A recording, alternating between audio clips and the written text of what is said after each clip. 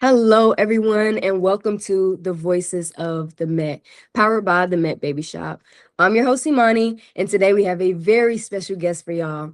Today, I have with me Mr. Shekeese Duvall, aka Shekeese Shekeese. the He is a Beast. TV and film producer, media literacy educator, and South Carolina hip hop ambassador with nearly 30 years in hip hop culture and over 25 years in film and television.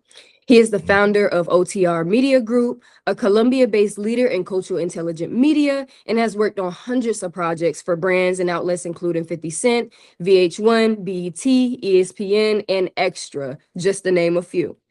A recognized expert in media literacy and storytelling, Shekeese has delivered hundreds of workshops and talks across South Carolina, and his insights have been featured on MSNBC, Fox, NPR, and more.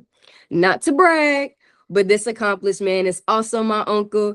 What's up, Unc? I'm glad you You could better join know us it. You today. better know it. I'm so excited. And I just want to start off by saying I'm so proud of the woman you have become. I'm so proud of the woman that you are becoming. I know you always be tripping that I be gassing you up, but I do that for everybody in my family because I always want my family members to know that they have value and that they are valued. And I don't ever want you to forget that. So I don't care how far away you go, you know that. I mean, you already know your family is. You already know how your family get down, and I'm more like the extended family of that family. You know what I mean? So I'm so excited about the day. I can't tell you how excited I am. Like I've been looking forward to this all week long. This is my best meeting all week. So let's go. It's whatever you want to do, Monty. It's whatever. I know that's right. I appreciate you, Yeah. and as always, man, we be needing the support, as Mhm. humans, so just to have, Yes. even if it's just one voice, that's saying, hey, go get it. Hey, you're doing great. Hey, I'm proud of you. It means a lot. So I appreciate it. Yes. And I don't take you lightly. I don't take anybody in the family lightly. Anybody that, support me, I don't take it lightly. So I appreciate you. All day. So moving in the direction of the beginning. Okay, so not to sound like the beginning of the Bible, but you ain't that old, right? But Yeah. can you tell us a little bit about growing up in South Carolina and how you first kind of got involved with hip hop culture? So I first got involved with hip hop culture when I was in my teens. I'm from South Carolina originally. I'm from Ridgewood, which is off of North Main. That's where my mom's family is from. Um, and that's where I grew up. I didn't move to Broad River Road until somewhere around 1990 or so, when I was in middle school, which is ironically around the same time I met your dad when I Mhm. moved because we had met on the bus. But um, and so after I met uh Jabril Means, which is another uncle of yours, after I met Bree had a his cousin Doug, shout out to Doug, I forgot Doug's last name, but Doug was going in the military, and I've been wanting to DJ since I was a little kid. But I can't really say I wasn't into hip hop culture as a kid. I was into hip hop music as a kid, but I wasn't a participant yet. Does that make sense? Mhm. So I always wanted to DJ since the first time I seen Rockbox video by Run DMC. And then my mom used to buy me little 45s, and I had one of Go Cut Create a Go. And that was the first time I heard what a DJ was doing and was like, man, one day I would love to make whatever those sounds are. Fast forward to me being about 15. Doug was going to the military. I go over to Bree's house. Bree got all this random DJ equipment in the basement, right? So it was all his cousin Doug stuff because Doug was going in the military, gave all the Mhm. stuff to Bree. So we down there with Bree, and the minute I see everything, my eyes light up Yeah. you know what I mean? I've been thinking about this since I was a kid, and I was still a kid, but and so I was like, well, bro, what you gonna do? And it was random. It was like a mixer. It was like two turntables that didn't match. It was two tape decks that didn't have a front of the cassette deck on it. It was super random equipment, but I knew all of it was there. And I was like, well, what you gonna do with the equipment? He was like, man, I don't know. I don't know how to use this stuff. I lied. I said, I do. Why don't you let me take it to my house? And he did. As you Bree let me should. take all that stuff to my house in my car. I set it up in my room, and that's when I started, um, not just being a fan of hip hop culture, but being a participant. And so yeah, that was my introduction to the hip hop culture world at 15 years old. Shout out to Doug. Doug is part of Doug and Bree is part of the reason for Shekeese the Beast for sure. That's dope. I love that.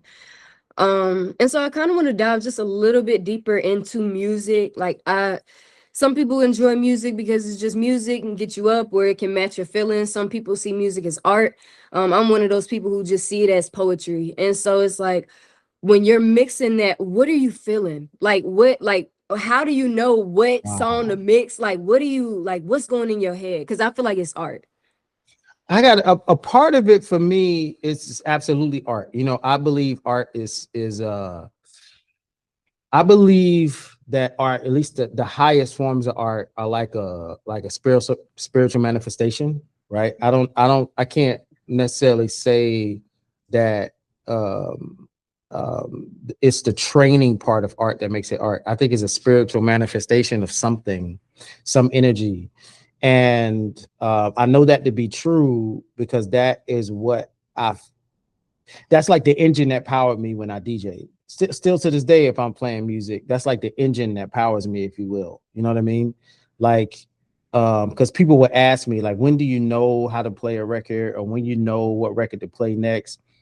Now, part of it is going to be because I grew up in a musical household, which I didn't say earlier, but my uncle D, who's blind, he listened to music all the time, and my uncle Gerald played guitar. My uncle Gary was like rerun. He danced all the time. My uncle Janet sang in the choir. My aunt Janet sang in the choir. My grandfather played piano. So it was a super musical household. So I kind of had this musical DNA already, and then so it's this like I already had like this DNA of like seeing and feeling music as like I don't know, like for me it's like colors or energy. Mhm. It's the best way Mhm. that's the only way I can describe it. That's how I felt when I was a little kid in my bathroom, my little Fisher Price record player playing the Go Cut Creator record. Like I heard it, like I saw it. I was hearing it, but I could see it. Like to me, it looked like outer space, and it looked like bombs and explosions and like in outer space was going off when I was listening to it as a kid. And so it's like an energy. So I had that. Then when I was in middle school, I played band. That's where I started learning how to count music. And so my transition over to DJing has something to do with the marriage of those two Mhm. things. Like I remember the very first time I got on Techniques 1200s. Techniques 1200s are like official. These are the official turntables that Mhm. DJs use. And my homeboy DJ D Tech I met him when I was 15. This is around that same time I got the gear. You see how Mhm. this is kind of like a Mhm. A manifestation already? line. Yes. Literally around the same time I meet him. Never seen 1200s in my life, but I knew of them. The turntables I got from Doug, they was just random Technics and random tape decks and this old pyramid mixer with the wood face. It was crazy random stuff. I went to Tech House. Tech had actual Techniques 1200s with a real mixer, and I was like, "Yo!"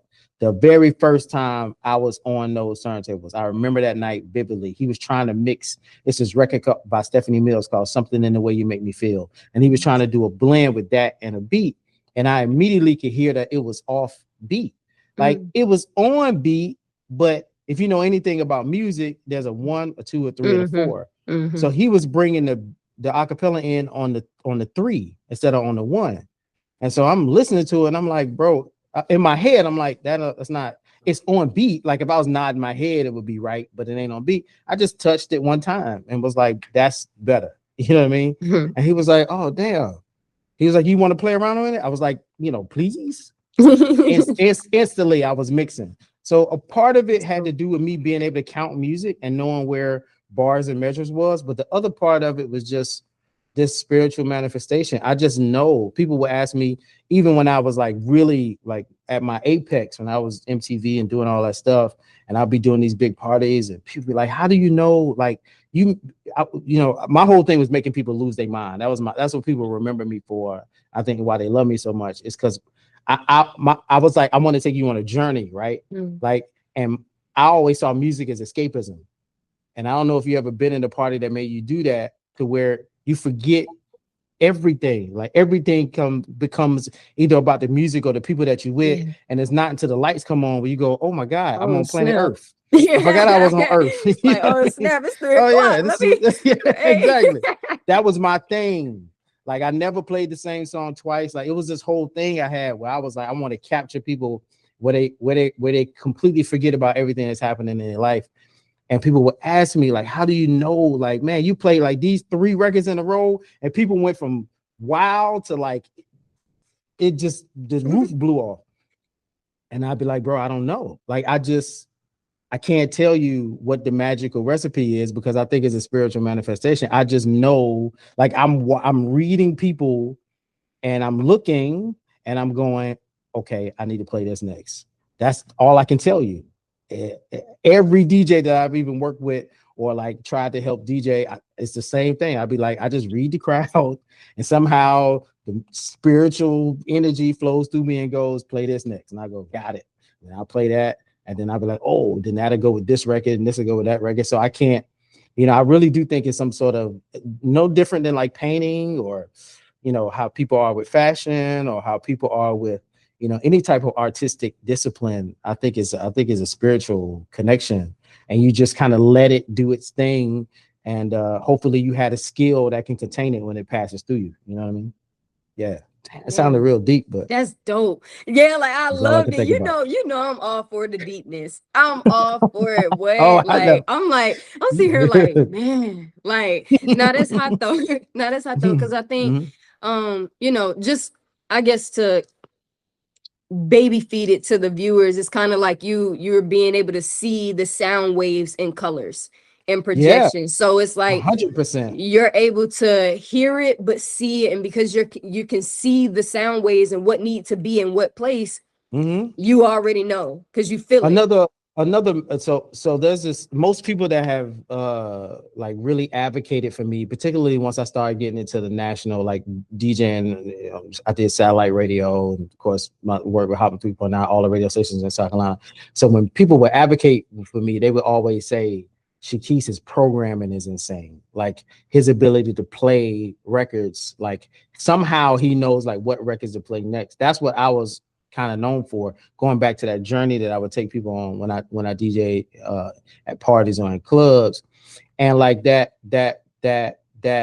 also put me in a position where I could mix anything, which was another thing that I was known for. Like it didn't matter if it was country, I can mix anything together. Way before we had like Serato and the records could kind of I could tell you, that these 2 records go together.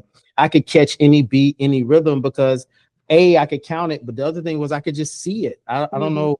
I've never known how to explain it. And I've had, even recently, your Uncle KJ met with me maybe about a year or so ago. He's thinking about getting into DJ. And he was like, so, but like, how do you go from like, how do you know? He was like, how do you know to mix this Jagged Edge with like, Sean Paul? Like, how do you know? And I'm like, I don't know. It's playing and I'm singing it. Somehow the rhythm comes to me and I'm like, oh, that goes. And because I know how to count, the fact that one rhythm might be a 3 or a 16 and the other one might be a 2 or a 4, I just know how to put those 2 together where they can dance together. And so yeah, Yeah, I love that, man. And I can relate to you here because I'm just like, that's how I am with fashion. Like if I'm yeah. shopping, I can look at a piece and like I'll be staring, like from the outside you just see me looking at the jeans or the jacket, but like in my head I'm going through my closet, I'm going through my shoes, like everything is aligned, and I'm like, okay, wait, ooh. So once I start doing that, I'm gonna get it, because like, and I'm not It's gonna not a tell you map. what I'm Yeah. thinking because it's just like I just see it. I can see it on my body. I can see the colors I can play with. I'm seeing all the different ways that I could wear it, that it almost overwhelms me, but then points me right in the right direction. If I don't know if that makes sense, but It does. It completely makes sense yeah, to me. I mean, because it's not a math equation. Like yeah, you couldn't put it on paper and turn it into a formula, right? yeah. You could repeat. It just don't work that way. That's why I feel like the only definition I can give for that methodology is a spiritual manifestation. I don't know what else to call it. No, it definitely is. It most definitely is, because it's a gift. You know what I'm saying? It's Yeah. a gift. Like, Yes. so 100. because it's so divine and you're connected, you're in alignment, It just flows right through you, and you have the capacity to carry it. You know what I Yep. mean? Like, but anyway, 1000%. because we'll be, hey, I can talk hey, about that all day. look, look. It's So all we'll good. we'll kind of stick with this momentum a little bit here.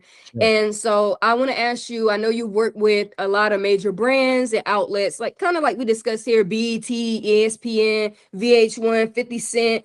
What project stands out to you the most? And like, just tell us a little bit about that experience. So if I'm being completely transparent, I'm not fond of let me put it like this. Part of the reason I left the DJing career and my network TV career is the same reason, which is I wasn't fond of the environment. I wasn't a fan of the environment. So it's really the same exact reason in both. So when I think back about working with VH1 or being in meetings with Universal or even doing satellite radio with Universal and all these big, like the big things I was doing, none of it feels good to me because I got into DJing number one as well as film and TV. They're both the same because it's what I wanted to do since I was a kid. I remember being that kid listening to Go Cut Creator Go and looking up at the ceiling, but all I can see is outer space. That's why I got into it. And then when I discovered, when I was maybe 16, after I got my own turntables, that's when I discovered like DJ battles. So I wanted to win the world DMC battles. I didn't want to be no radio DJ. I was in it for the love of the art and the game. It was the same with film and TV. It's the other thing I wanted to do since I was a little kid. I used to watch movies and TV shows all the time. Like, man, I want to make what's in the box. So when I ended up at USC, I was like, they were like, what do you want to major in? I was like, I want to make what's in the TV box. I've been wanting to do that since I was a little kid. So when I got up to those levels where I thought I was gonna be like, yo, I can't believe I'm gonna set VH1 today, or I can't believe I'm such and such with whoever, the energy was just like, it's like the only way I can describe it is like a fog. Like you can't see, when you're in the fog, you can't see, you don't know what's real and what's fake. And I just didn't like that energy. So although it was great, like building up my resume and kind of having these moments where I'm getting these national credits on projects that I'm working with, I'm having these national appearances as a DJ, and it was awesome. I have so many pictures with superstars and on both ends, in the DJ world and in the film and TV world, and all that stuff was awesome, but it wasn't enjoyable. It wasn't until I switched to documentary, which is what I started to do when I joined the Nickelodeon Theater and learned about the documentary world. I was like, oh, I can use the skill set that I have to apply it to stories that actually have meaning and purpose. I was like, okay, let me try that, because that feels more real to me. And when I think about the project that I'm most proud of to this day, it's one of those documentary projects. We had the opportunity to do a short documentary last year on Mother Emanuel Church in Charleston. And it was a short documentary about the senior ministry at Mother Emanuel. And being in that room full of old women and old men and seniors and telling their story. I mean, I broke down and cried in that interview. Like I just felt like I was surrounded by my grandma, and it felt like my grandma, I'm getting emotional now, but it just felt like my grandma and grandfather were like, this is what we want you to do. You know what I mean? And when that piece came out and we went down to the screening in Charleston, and I played it for all of the families for the first time at the screening, and all of the families were it was like they was like loving on me like I was a nephew. You know what I mean? That to me, I was like, yeah, I never got that feeling working for VH1. I never got that feeling being on MTV. I never got that feeling on BET or Rhapsody. I never got that feeling before. But that feeling I had that day at that screening was like, yeah, this is what I'm supposed to be doing. Yeah. So that was a long way to answer the question, but I had to give it some context. So that's the piece I'm most proud of, is the Mother Emanuel short doc. I really I'm soaking it all in, and I know I don't have a lot of time to process, but like, Yeah, you do. I got time. man, that was a lot. That It was a was. lot in a great way. And I do want to ask just for like viewers like me, right? That's Sure. right here. I'm about to be 24 next month. You Let's know, and go. I'm already like, oh my God, I'm about to be 25. What is going on? Am I gonna go back to school? Do I want to go back? Of course I Yeah. want to go back to school. Do I want to be a fashion designer? I don't know what I want to do. You know, but like I'm exploring these avenues and I'm trying Yeah. to, you know, stay in alignment and continue to just be in connection with the divine. Uh-huh. However, like hearing your story, it's like you were able to in one season live out all of your dreams. You know, in all of your Yep. seasons were able to dive into this avenue and be like, okay, I'm gonna do this DJ thing to the max, like, and was able to be in those rooms. Okay, I'm gonna do film and media. I've been wanting to do this. I'm about to take it there. And you did. You know what I'm saying? But then you also got that piece where it's like, okay, this is purpose. You know what I'm saying? And that's a difference. It's a difference, you know, because you can also have love and purpose. I'm sure you love what you do, you know, Yeah. but it's a difference when you find and crack that code of like your contract, really, like your soul's reason. Like, and I feel like I want to ask you, like, what age were you when you felt that, like, oh, this is it? Like, I know my people talking to me. Like, this is it. I What mean, that was age? last year. Last year? Oh I my mean, God, I'm gonna yeah, be well, old. I mean, if I'm if I'm being completely honest, like I can tell you though when I started, like, so when I left, two things happened. Like I remember working on this. One of the last like huge projects I worked on was the Finding Your Roots project with 50 Cent. I was part of the producing team for that for VH1. Right after that, shortly after that, I got fired from Genesis Studios because my head was so big. That's what that's one of the things that I think all of us, certainly me, your dad, like we have super big egos. You know what I mean? We think we can do anything. And And y'all my ego can. at that time was huge. Mm. I'm like 32, you know, cars, the bomb. I got my own place. I'm on set with 50 Cent and I'm part of the producing team. I got 300 people that's listening to me. My head was so big, and that's actually what got me fired from Genesis because my head had gotten so big and I thought I was the man, forgetting that I got a boss. You know Mm. what I mean? And it was after that time when I got fired, and then I also was starting to feel like as I was going into these rooms, like I was like, man, this energy feel just like it felt when I was like in them large rooms when I was DJing, like when I was at Mm. meetings with Universal, BET, like the people I'm interacting with feel like, I don't know who's telling me the truth. I don't know who's lying to me. It all feels like a fog, and I don't nothing feel real. You know what I mean?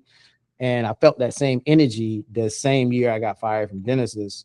And I was still chasing at that time my ego. Because when I got fired, I was like, oh man, I'm the senior VP over at Genesis. I got all these network credits to my title. I need an entity to produce under because I can't produce under Genesis no more because I got fired. So I'm gonna start OTR. I'm gonna start a company because my brother Fat had been urging me to start a film company for a long time. Anyway, he had already planted the seed. So when I got fired, I was like, okay, I'm gonna do that so I can have something to produce under. And then I need to go get a big title position and me down for me to be the director of media education to help them build a media education center at the Nickelodeon Theater. So I was like, okay, boom, So, that suits my ego, right? That's what I was, to be quite honest with you, I was just feeding my ego. I heard the voices like this energy wasn't right, but I wasn't listening. I was still chasing ego. And it was after, to be honest, so let's see, by the time I got to the Nick, that was 2013. I left the Nick in 2015. I had Cairo in 2012. So I had to be somewhere around 35. And it was when I got to the Nick and I felt that energy again, but I also felt like I was being used. Um, and I was like, something's not right. And this time, the Nick was like, with me and the executive director got into it because I could tell I was getting used and I didn't like the drama. And so they couldn't fire me because I had done too much for the organization. So they had to kind of like try to find a way to kind of sever ties from me. And it was in the midst of that when I was like, let me listen for the first time. Instead of me chasing ego, instead of me chasing the title, instead of me going to do what people want me to do, you know, because everybody at that time, as I quit DJing in 2009. So by the time I get to 2015, a lot of people don't know what I'm doing in the TV and film world because who reads the credits at the end of the reality TV show? Nobody does. They don't know I'm producing all these shows.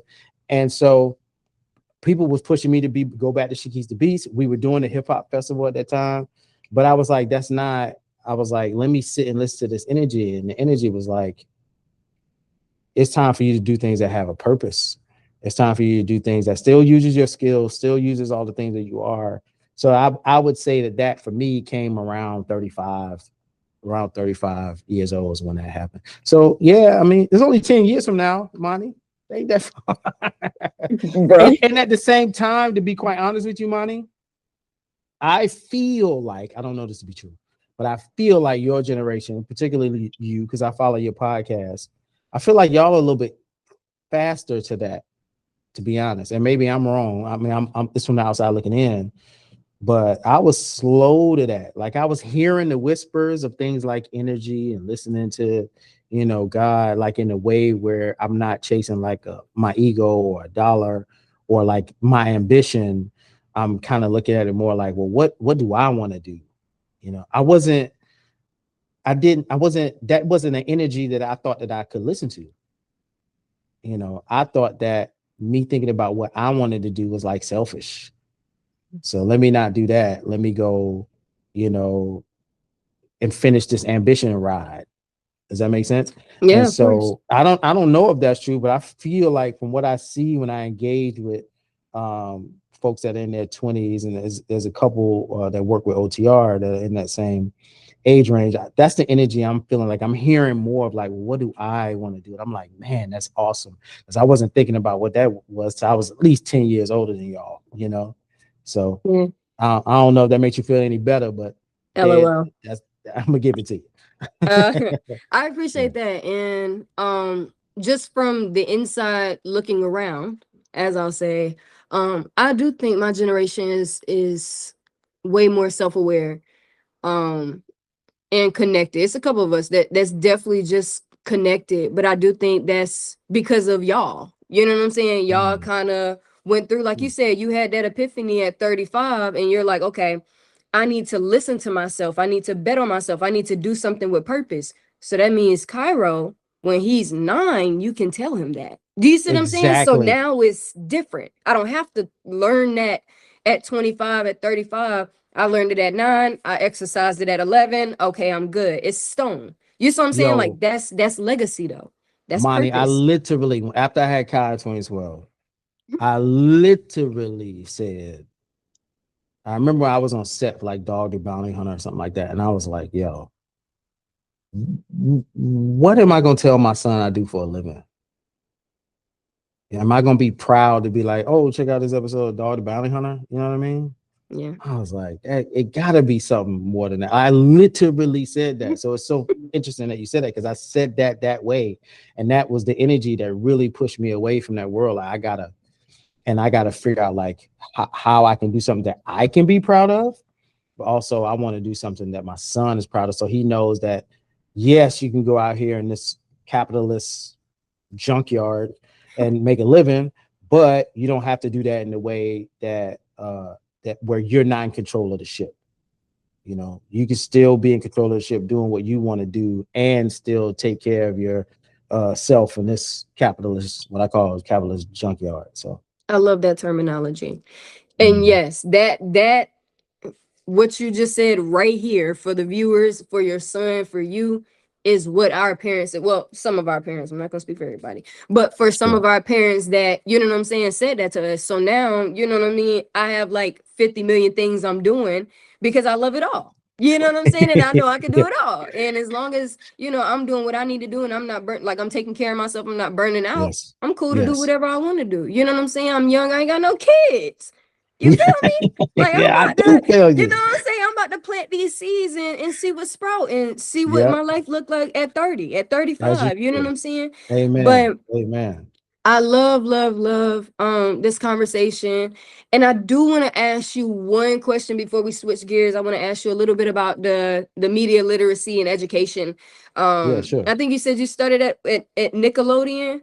Yeah, I started that journey at the Nickelodeon Theater. Yes, yep. Okay. So I know you kind of been doing that for a while though. Like that's Mhm. been something that's been continuing on. So what do you think is important for young people to know about media literacy, or what exactly is important about media literacy at this point? I think the most important thing, not only that I think people should know about being media literate, but I also think is being missed about being media literate, is the screen. This device that we're looking at each other through has its own language. I think that's the most important part, because I think we think that it's just a screen. But if even if I'm just looking at you, I'm limited by the screen. Mm. I don't know. You could have on a tiger costume underneath the hoodie. I could be in the, you know what I mean? Just, you know what I mean? Ain't no telling where Yeah. I could be. You're Yeah. limited to what you can see. So because this communication tool has a frame, the framing is how we communicate. Mm. Does that make sense? So just like you and I are speaking English, Mhm. we're using English as a communication tool. Does that make sense? So It that we can does. understand each other. Mhm. And the only reason we understand each other using this communication tool, this language called English, is because we both know English, right? Right. So screen has a language, but we don't know screen language. And it's one of the reasons why, it's one of the many reasons why so many people are not media literate, because it's not something that we're taught. We're not taught that the screen has its own language. You're not taught that at all. It's just like the radio, or something to do, and something to watch. And at the same time, screen media runs earth. Like you can't do anything without a screen. You can't get, I mean, I remember I was helping my mom with set up her Wi-Fi at her house, and the new routers for Spectrum, you got to go online to log into the account to activate the router. I'm like, we don't have Wi-Fi. Like, Right. I got to go connect the screen without, like, what is happening? Like, everything we do is screen based. And Yeah. it's like we didn't ask to be in the screen world. There was no onboarding for the screen world. We all just got thrown into it, into a world that we don't understand. We're just using it, right? And there is a difference between utility and comprehension. That's why we go to school. We don't go to school for utility. We go to school for comprehension. Mhm. Even a trade school. A mechanic don't go to school for utility. A mechanic go to school to understand what is an engine. How does that work? Right? Because if I know how the engine works, I can break it apart and put it back together. Mhm. Right? But if all we got is utility, you're in a dangerous space, Mm. in my opinion, because just because you can use a hammer and a nail doesn't mean you can build a house. But what has happened in the screen-based world is we think we can build a house because we can use a hammer and a nail. We think we can. And who's to tell us we can't? Because we don't even understand this world. So we're going to make of it what we want to make of it. Now imagine if we did that with language. Imagine if we made of it what we wanted to make of it. We would never be able to communicate with each other, because everybody would be making up their own language all the time. And I wouldn't be able to understand your words. You wouldn't be able to understand mine. We just all have our own like little worlds, and and that's just a dysfunction. That's why I say dangerous. It's just a dysfunctional place to be in. And in my opinion, and the stance of OTR Media Group is that's why we have so much dysfunction in the world now. It's because we're in this space where the only people that understand screen language are the creators of the screens and the creators of media. And we've given people a false hope, like, because like even you can have this podcast platform, but that don't mean you actually understand media like someone that studied media. You know what I mean? Yeah.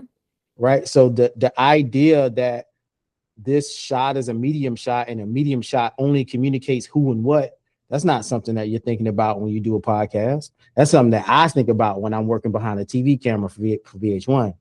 You see what I'm saying? Because I know the techniques that I need to use to get someone to believe this person is angry just by how I filmed them, or to make you believe that this person is rich just by how I filmed the shot, frame the shot. And so that's the most important thing that I want people to take away from this, or that I want people to understand about being media literacy, is understanding the screen is a language, and without learning that language and the tools to learn that language, or the access to resources that can teach us that language, we're just, it's only this screen world, however people feel about, is only going to get worse. I appreciate that answer. There you go. I appreciate that answer. And I mean, I took one media class I took multiple media classes. I took film in high school and stuff like that throughout high school. And then in college, I took a college level, course for film and stuff, and just like analyzing movies. So now I don't even watch movies the same, because I'm like, well, why did they cut the video like that? Like, So you have the angles, like where the person is in the camera, how you film them, from what angle you're going up or down, and then on top of that, my domain, what do they have on? You know what I'm saying? Like, it's about, capturing, but what are you capturing? That's where I come in. You know what I'm saying? And that's the other thing about screen language that I'm glad you mentioned. And I apologize for doing so much assuming before, because I'm realizing I did a lot of assuming in that statement that I made. What you just said is really powerful. Everything within the four walls of a screen, one of the things we teach with screen language is everything within these four walls is intentional, including what someone has on, right? And particularly when you're watching a TV show, they didn't choose. I'm not gonna say they didn't. 9 times out of 10, they didn't choose what they have on. So even when you're watching reality TV, them people ain't wake up like that. Like, they went to makeup and wardrobe first. Like, I know, because you already mic'd up. You already mic'd up. Like, come on.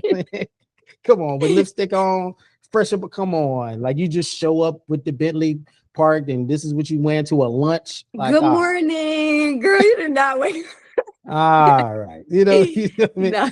So it's, that, but what you're saying is so accurate. Everything that you see within these four walls of the screen is a choice, and someone made the decision. You see what I'm saying? Mm-hmm. So if you don't understand that these are choices that are being made, and we're just accepting things that we're seeing through a screen as for what they are, then you at a major disadvantage. Does that make sense? Yeah.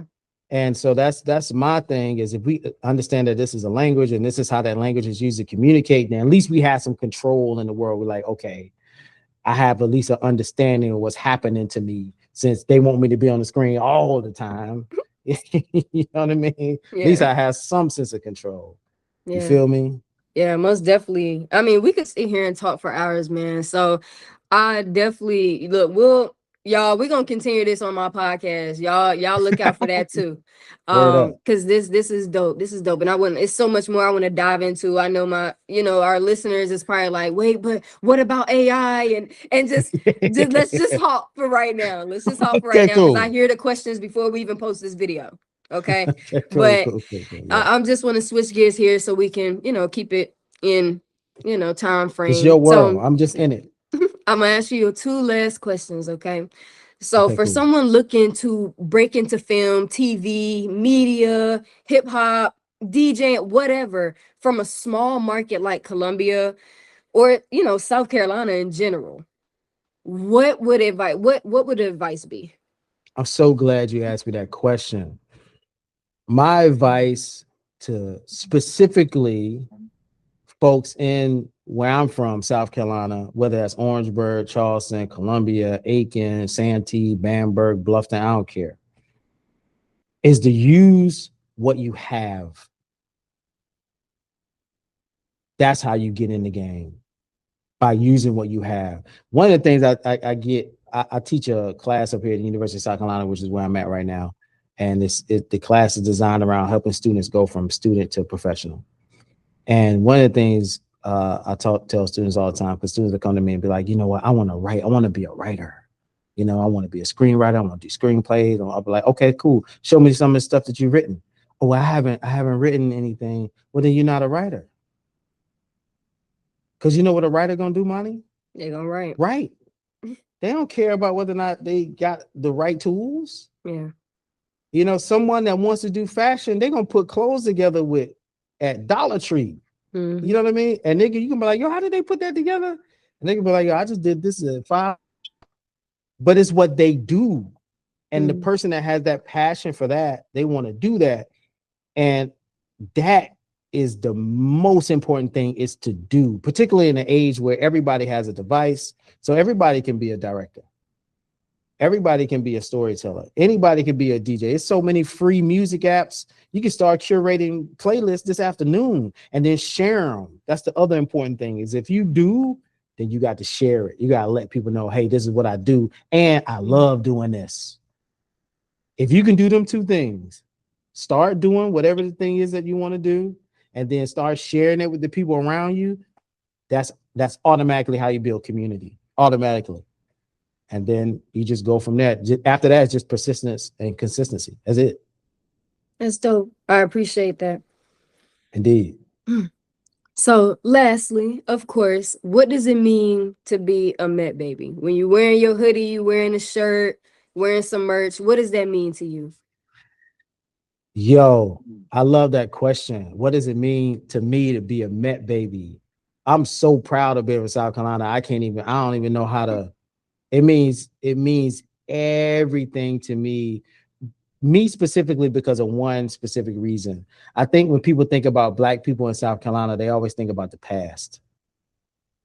I think South Carolina's African-American past is dope. Whether you're talking about the past of our Gullah Geechee cousins, whether you're talking about the past of the civil rights era, whether you're talking about our time as enslaved Africans on plantations, all that, it is an awesome story that a lot of people come to South Carolina for. However, I didn't grow up in a house where we were listening to banjos. Like when I be watching, when people go to South Carolina on TV shows and the music sound like a banjo, we had Curtis Mayfield playing in the house. Right. You know what I'm saying? We had Stevie Wonder playing. I don't know what y'all talking about. Like, you don't understand the South. Right. And so every time I step in a room, every time I'm a part of a conversation, I love to bring South Carolina with me because I don't think people understand that. I'm going to leave you with this. And to be quite honest with you, this ain't even Malidoma Somé. I got this from Sarah Days from a project we were working on together. She hit me to this game. And she has this essay called The South is a Portal. And I believe she got the idea from Malidoma Somé. But in other words, when you're in the South, because the South, what she calls facilitates a slowing down, you have access to all the timelines at the same time. So it's past, future, and present all at once, which is magical. So to me, being a Met baby, being from this place where magic just naturally happens and occurs, is the energy I want to give out when people think about South Carolina. Not just thinking about the past. When you talk about South Carolina, you got to think about the past, present, future all at the same time, and particularly Columbia, South Carolina, because we're one of the two cities in the state that's damn near half Black, 40% Black, 43% I believe in Columbia, South Carolina, and I'm a part of that 43%, and it's magical being from a place like it's magical when I'm connected to the future and the past simultaneously, and I can go and touch my roots, and I can put hands on them, and I can feel the energy from them, and I can get energy future at the same time, and being present and dope and fly all at the same time. Like, so it means everything to me to be a Met baby and to be a South Carolina baby, but particularly a Met baby being from the metro here in Columbia, South Carolina. Yeah, 1,000%. That's dope, man. I love that answer.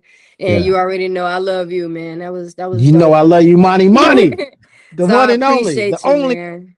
there'll never be another, Money. There'll never be another. So you got to shine that light bright. It's only one. It ain't gonna be but one. Everybody watching this better know that. So put hello. Stop playing, y'all. Y'all heard it here, man. Thank you again. Thank y'all for joining us here today and tuning into the Voices of the Met. This ain't just interviews, y'all. This is where we highlight the ones who made it out or making the way. Don't forget to follow and grab some merch from at the Met Baby Shop on Insta or www.creddycoleman.com for merch. Until next time, peace. Peace.